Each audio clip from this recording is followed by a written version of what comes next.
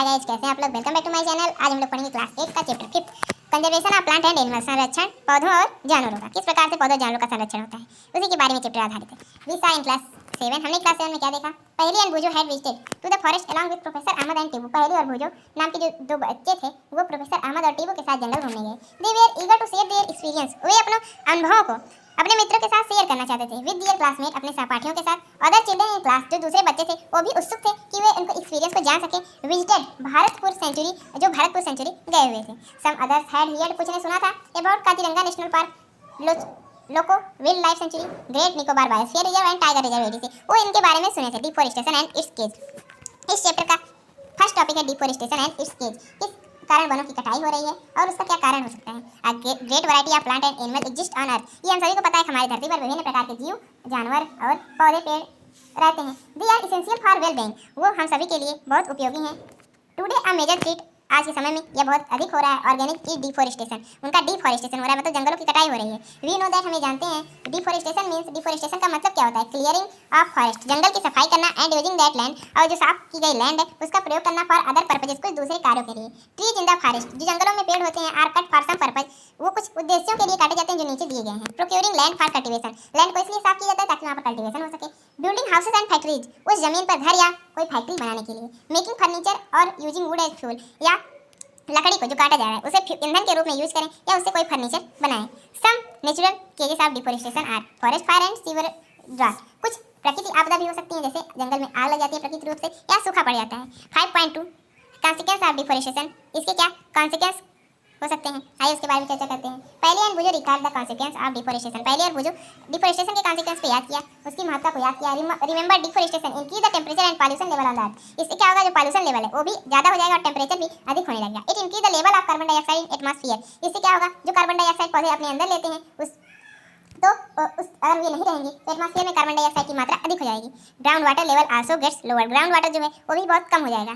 They know that deforestation disturb the balance in nature, वे जानते हैं डिफॉरेस्टेशन से जो नेचर का बैलेंस है वो भी बिगड़ सकता है। दे वे टोल्ड बाय प्रोफेसर अहमद, उन्हें प्रोफेसर अहमद बताते हैं। If cutting of trees continue, यदि पेड़ों का कटाव लगातार चलता रहा, rainfall and the fertility of the soil will decrease, तो ये जो सॉइल की फर्टिलिटी है और बारिश हो रही है ये भी घट जाएगी। मोर ओवर, अधिक से अधिक there will be increase chances of natural climate such as flood and drought, इससे क्या होगा, सूखा भी पड़ सकता है और फ्लड बाढ़ भी आ सकती है। रिकॉल दैट, इसे याद करिए। Plant need carbon dioxide for photosynthesis, जो पौधे होते हैं उन्हें फोटोसिंथेसिस के लिए कार्बन डाइऑक्साइड की आवश्यकता होती है। फीवर ट्री, कुछ ट्री जैसे होते हैं, would mean that less carbon dioxide will be used up resulting in its increased amount in the atmosphere, इससे जो इसका एटमॉस्फेयर में इसका अमाउंट बढ़ रहा है वो भी बना रहता है। सही, this will lead to global warming as carbon dioxide traps the heat reflected by the earth. The increase in temperature on the earth disturb water cycle and may reduce rainfall, ये जो बढ़ा तापमान होगा इससे क्या हो सकता है कि वाटर साइकिल पर प्रभाव पड़ सकता है और बारिश कम हो सकती है। दिस कुड ड्रॉट, इससे सूखा भी पड़ सकता है। Deforestation is a major case, ये एक बहुत बड़ा कारण है which leads to change soil properties, जो मिट्टी के कुछ चीज़ों में परिवर्तन लाता है। फिजिकल प्रॉपर्टीज ऑफ सॉइल, जो शारीरिक रूप होता है मिट्टी का, affected by plantation and vegetation, plantation और वेजिटेशन से अफेक्ट होता है। Fever trees result is more soil erosion, कुछ पेड़ ऐसे होते हैं जिनके द्वारा सॉइल इरोजन में कमी होती है। Removal of the top layer of the soil, यदि मिट्टी की टॉप लेयर जो है रिमूव हो जाए, एक्सपोजेस द लोअर, वो नीचे जाकर एक्सपोज हो जाए। हार्ड एंड रॉकी लेयर, जो हार्ड और रॉकी लेयर ऊपर आ जाए। The soil has less humus, तो क्या होगा, मिट्टी का जो ह्यूमस है कम हो जाएगा। एंड इज लेस फर्टाइल, और इसकी जो फर्टिलिटी है उर्वरता है ये भी कम हो जाएगी। ग्रेजुअली, धीरे धीरे fertile land gets converted into desert, it is called desertification, धीरे धीरे जो अनफर्टाइल लैंड है धीरे धीरे डिजर्ट में कन्वर्ट होने लगेगी, फर्टाइल से अनफर्टाइल हो जाएगी और धीरे धीरे डिजर्ट में कन्वर्ट होने लगेगी। इसी प्रोसेस को डिजर्टिफिकेशन कहते हैं। Deforestation also lead to decrease in water holding capacity of the soil, जो मिट्टी में वाटर होल्डिंग की कैपेसिटी है वो भी डिफॉरेस्टेशन के द्वारा कम हो सकती है। The movement of water from the soil surface in the ground, जो पानी मिट्टी की सतह से जो पानी है धीरे धीरे जमीन में जाता है, इनफिल्ट्रेशन रेट, जिसे इनफिल्ट्रेशन रेट कहते हैं, वो भी कम हो जाएगा। सो देयर आर फ्लूड, इसलिए यहाँ बाढ़ भी आ सकती है। द अदर प्रॉपर्टीज, कुछ दूसरी प्रॉपर्टीज जैसे soil like nutrient content, texture ETC also change because of deforestation, soil का जो टेक्सचर है, कंटेंट है, न्यूट्रिएंट है, वो भी परिवर्तन हो जाएगा डिफॉरेस्टेशन के कारण। We have studied in class 7, जो हमने क्लास 7 में पढ़ा था, क्या पढ़ा था, we get many product from forest, हम जंगल से बहुत प्रकार के प्रोडक्ट पाते हैं, उनकी लिस्ट बनाइए। We face shortage of this product if continue cutting trees, अगर पेड़ इस प्रकार से कटते रहे तो एक दिन क्या होगा कि ये जो प्रोडक्ट हम पाते हैं ये भी वहाँ से हमें इनकी मात्रा भी हमें कम मिलेगी। Conservation of forest and wild life, forest और वाइल्ड लाइफ का संरक्षण। हैविंग बिकम अवेयर, हमें इससे अनभिज्ञ रहना चाहिए of the effect of deforestation, कि डिफॉरेस्टेशन के क्या क्या प्रभाव पड़ सकते हैं। पहली एंड बुजो आर वरीड, पहली और बुजो चिंतित हैं। दे गो टू प्रोफेसर अहमद, वो प्रोफेसर अहमद के पास गए and asked how forest and wild life can be save, ये जो फॉरेस्ट है और वाइल्ड लाइफ है इन्हें बचाया कैसे जा सकता है। Professor Ahmad organize, professor Ahmad ने एक ऑर्गेनाइजेशन बनाया, a visit to biosphere reserve for Paheli and Boojho and their classmate, Paheli Boojho और क्लासमेट के साथ उन्हें एक बायोस्फीयर रिजर्व के पास ले जाने का प्लान बनाया। He select a place named Pachmarhi biosphere reserve, उन्होंने एक स्थान को चुना जिसका नाम पंचमरी बायोस्फीयर है।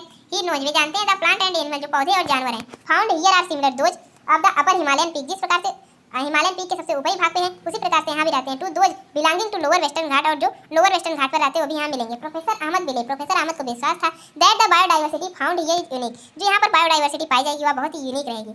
ही रिक्वेस्ट माधव जी, उन्होंने माधव जी से रिक्वेस्ट किया, आ फॉरेस्ट एम्प्लॉय, जो फॉरेस्ट एम्प्लॉय थे, to guide the children inside the biosphere reserve, ताकि वो बच्चों को बायोस्फीयर रिजर्व के अंदर गाइड कर सके। ही एक्सप्लेन दैट, उन्होंने यह एक्सप्लेन किया that preserving area of such biological importance make them a part of our national heritage, ये जो प्रिजर्विंग एरिया है ये बायोलॉजिकल इंपॉर्टेंट, ये एक प्रकार से बहुत उपयोगी है, इंपॉर्टेंट है आप और नेशनल हेरिटेज, हमारे राष्ट्रीय हेरिटेज के लिए। माधव जी एक्सप्लेन, माधव जी ने क्या उन्हें एक्सप्लेन किया, बताया टू द चिल्ड्रन, बच्चों को, that apart from our personal effort and effort of the society, ये समाज के और हमारे खुद के एफर्ट के कारण बना है, गवर्नमेंट सरकार के द्वारा बनाया गया है। Agencies also take care the forest and animals, ये सरकार के द्वारा बनाई गई ऐसी एजेंसी हैं जंगल और जानवरों का ध्यान रखती हैं।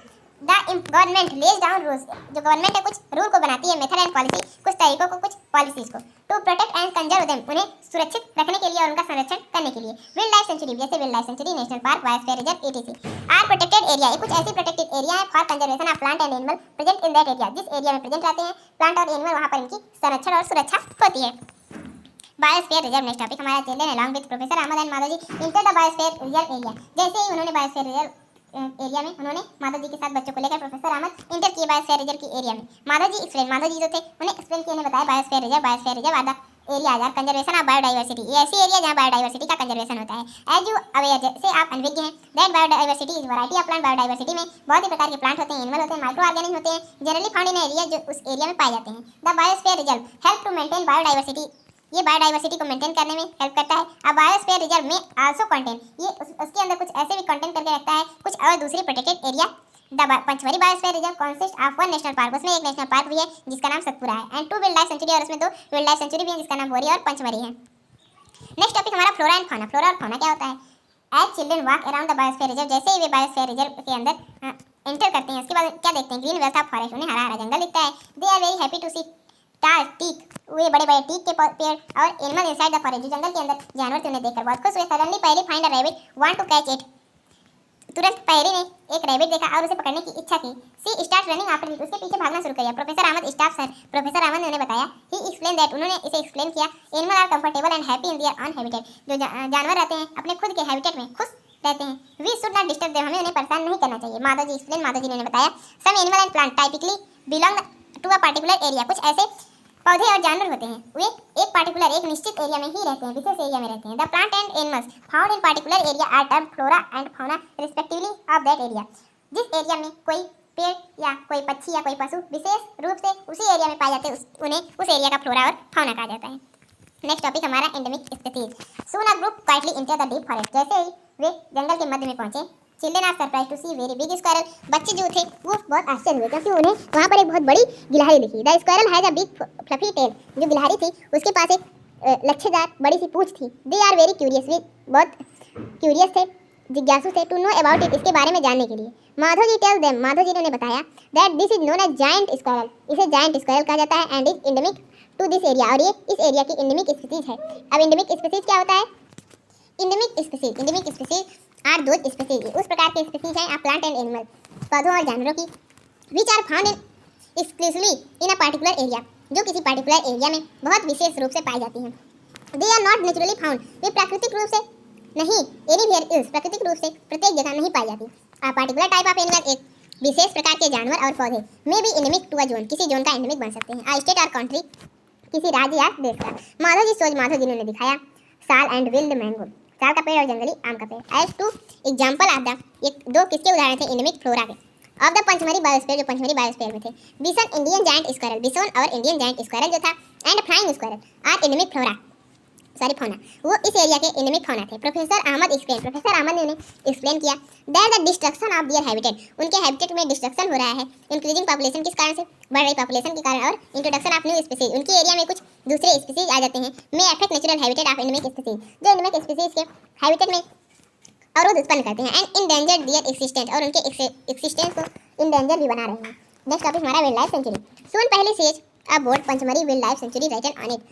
उसके बाद जल्दी पहली ने एक बोर्ड देखा, उस पर क्या लिखा था? Pachmarhi wildlife century.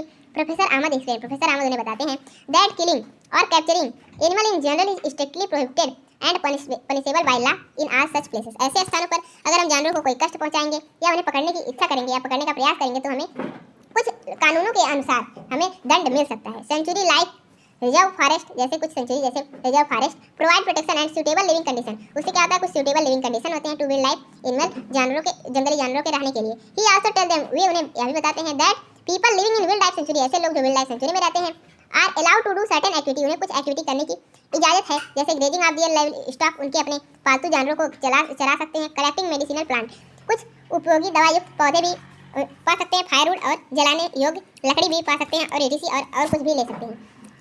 It is a pity even protected forest are not safe, protected forest safe सुरक्षित नहीं है। Because people living in neighbourhood, जो ऐसे पीपल आते हैं जो आस पड़ोस में रहते हैं, encroach upon them and destroy them, वे उन्हें नुकसान पहुंचाते हैं और यहाँ तक कि उन्हें खत्म भी करते हैं। चिल्ड्रन आर रिमाइंडेड, चिल्ड्रन को याद आया दियर विजिट टू द जू, जब वे जू में गए, दे रिकॉल द जू, उन्होंने जू वाले से पूछा आर आल्सो प्लेसेस, कुछ ऐसे स्थानों पर रिसीव प्रोटेक्शन, उन्हें जू की तरह ही उन्हें कुछ स्थानों पर प्रोटेक्ट किया जाता है। नेक्स्ट टॉपिक हमारा national park. On the road side, सड़क की ओर, देयर वाज अनदर बोर्ड, वहाँ पर दूसरा बोर्ड लिखा टंगा हुआ था जिससे क्या लिखा था? Satpura national park. Children are now eager to go there, बच्चे वहाँ जाने की इच्छा प्रकट की। Madhav ji tell them these reserves are large, ये जो रिजर्व हैं बहुत बड़े हैं, डाइवर्स हैं, enough to protect whole sets of ecosystem, जो पूरे इकोसिस्टम को प्रोटेक्ट करते हैं। दे प्रिजर्व, क्या प्रिजर्व करते हैं? Flora, fauna, landscape and historical object of an area. Satpura national park is the first reserve, Satpura national park Bharat का पहला रिजर्व है। द फाइनेस्ट इंडियन टीक, जहाँ पर एक फाइनेस्ट इंडियन टीक भी पाया जाता है इन द फॉरेस्ट, वहाँ के जंगलों में। There are more than 100 national park in India, Bharat में 100 से अधिक नेशनल पार्क हैं। एज चिल्ड्रन मूव है, जैसे ही बच्चे आगे बढ़े, देखिए या बोर्ड, उन्होंने एक बोर्ड देखा विद सतपुरा टाइगर रिजर्व, वहाँ पर सतपुरा टाइगर रिजर्व लिखा हुआ था। Madhav ji explain that project tiger के बारे में माधव जी ने बताते हैं वाज लॉन्च बाय गवर्नमेंट के द्वारा लॉन्च किया गया था to protect tiger in the country, देश में टाइगरों की प्रोटेक्ट पर, सुरक्षा पर। द ऑब्जेक्ट यह था, this project was to ensure, इसे लागू करवाना था the survival and maintenance of tiger population in the country, ताकि जो टाइगर की पॉपुलेशन उन्हें मेंटेन कर सके। Tiger is one of the many species, tiger उस स्पीसीज में आता है विच आर स्लोली डिसअपीयरिंग, जो धीरे धीरे गायब हो रही है फ्रॉम आवर फॉरेस्ट, हमारे जंगलों से। But the Satpura tiger reserve, लेकिन जो सतपुरा टाइगर रिजर्व है, in the sense that significant increase the population of tiger been seen here, यहाँ दिख रहा है, यहाँ पर टाइगर की जो पॉपुलेशन है धीरे धीरे बढ़ रही है। वंस अपॉन टाइम, एक समय था, animal like lion, elephant, wild buffaloes and barasingha were found in Satpura national park, ये सब जो जानवर हैं ये भी सतपुरा नेशनल पार्क में पाए जाते हैं। Animal whose number are dismissing, जिनका नंबर धीरे धीरे कम हो रहा है to a level, they might face extinction, वे एक्सटिंक्शन को फेस कर रहे हैं। Are known as endangered animal, उन्हें इंडेंजर्ड एनिमल का नाम दे दिया गया है। बूझो ही रिमाइंडेड, बूझो ने याद किया dinosaur which became extinct a long time एगो, जो डायनासोर से बहुत समय पहले खत्म हो चुके थे। Survival of some animals has become difficult because of disturbance of their natural habitat, उनका जीना भी बहुत मुश्किल हो गया था, कठिन हो गया था, क्योंकि उनके हैबिटेट में बहुत ज़्यादा डिस्टर्बेंस हो गया था। Professor Ahmad tell them, professor Ahmad उन्हें बताते हैं tell them in order to protect plant, किस प्रकार से प्लांट को और जानवरों को प्रोटेक्ट किया जाता है, कुछ कठिन रूल निकालकर और उसे लागू करवाकर नेशनल पार्कों में। Human activity such as grazing, जो जानवरों की एक्टिविटी होती है जैसे grazing, poaching, hunting, capturing of animals और collection of firewood, medicinal plant etc are not allowed, इन्हें वहाँ अलाउ नहीं किया जाता। माधव जी टेल्स, माधव जी ने बताते हैं Paheli that small animal are much more in danger, कुछ ऐसे जानवर जो है छोटे छोटे जो बहुत खतरे में हैं, अब बिकम एक्सटिंक्ट, खत्म होने के। बिगर एनिमल, और कुछ बड़े भी हैं, all time we kill snake, हम बहुत बार हम सांपों को मार देते हैं, फ्रॉक्स, कुछ फ्रॉक को, लिजर्ड, बैट और रेथलेसली विदाउट रियलाइजिंग देयर इंपॉर्टेंस, उनके उपयोग के जाने बिना इन द इकोसिस्टम, हमारे इकोसिस्टम में। बाय किलिंग देम, उन्हें मार देते हैं। वी आर हार्मिंग आवरसेल्व्स, हम अपने आप को ही चोट पहुंचा रहे हैं। They might be small in size, size में आकार में छोटे तो हैं, लेकिन their role in ecosystem can not be ignored, लेकिन इकोसिस्टम में उनके कार्य को इग्नोर नहीं किया जा सकता। They form part of food chain, वे फूड चेन का एक पार्ट है, आप फूड वेब या फूड वेब का। एंड इकोसिस्टम, एक जो इकोसिस्टम है, is made of all the plant animals and micro organic and area along the non living component such as climate, soil, river, delta etc। Ecosystem के part जो है plant है, पौधे हैं, जानवर हैं, कुछ सूक्ष्म जीव हैं, और यहाँ तक कि नॉन लिविंग थिंग्स जैसे क्लाइमेट, हमारा जो क्लाइमेट है, सॉइल है, मिट्टी, river, delta etc। Next topic हमारा रेड डेटा बुक है। Professor Ahmad explain, professor Ahmad ने बताते हैं about red data book. Red data book क्या है? He tells them the red data book is the source book keeps record of all endangered animal and plant. ये red data book अपने अंदर record रखता है किसका, पौधे और जानवरों का जो इंडेंजर्ड है। Red data book is maintained, red data book इन्हें मेंटेन करके रखता है, व्यवस्थित करके रखता है इंटरनेशनली, अंतर्राष्ट्रीय रूप से बाई एन ऑर्गेनिज्म, किसी ऑर्गेनाइजेशन की तरह।